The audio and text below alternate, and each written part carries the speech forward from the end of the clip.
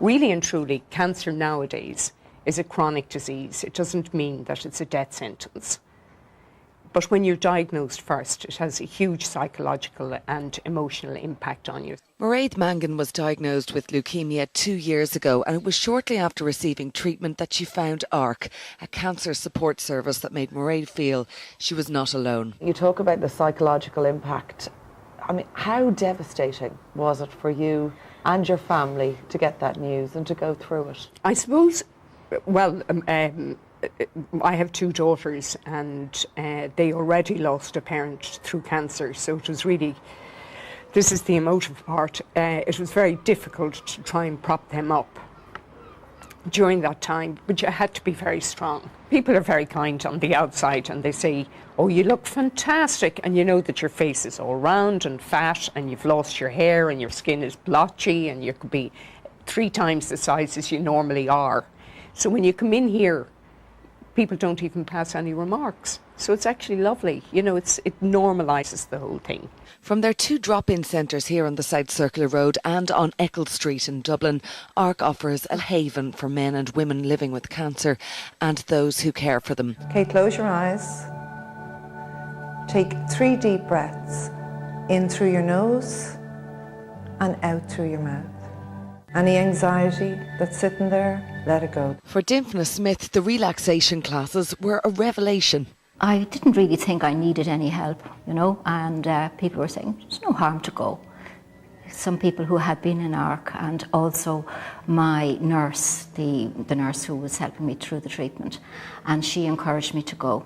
It teaches your body how to relax, and I think if your body is in tune with with your head, you have a better chance of getting on with your life, you know. It teaches you how to put things away, how to live in the moment, how to say, sit in this chair and feel this is the chair, this is the only place you are at the moment.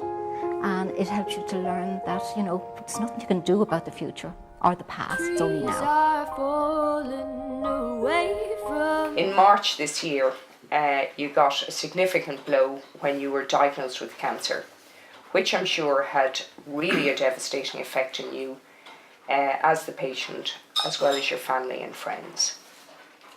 How did you feel when you heard the word cancer? Yeah, well, the word cancer, it has so many connotations, you know, and I think it seemed to me that people around me were more shocked than I was, because I just had to accept it, where the people around me, they were feeling upset for me, you know, so they couldn't see that I wasn't as upset as they were thinking I was, you know. And in fact, that's where ARC came into my life. My oncology nurse was telling me about it initially, and I found that a lot of the charities for cancer goes into research of cancer, where ARC is completely different in that it helps out the families. It's a free service and it helps out the families and the recovering cancer patient.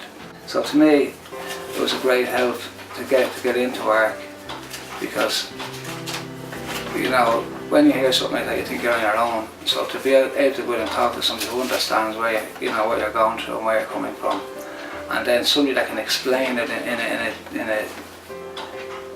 a man-to-man terms with your family as well.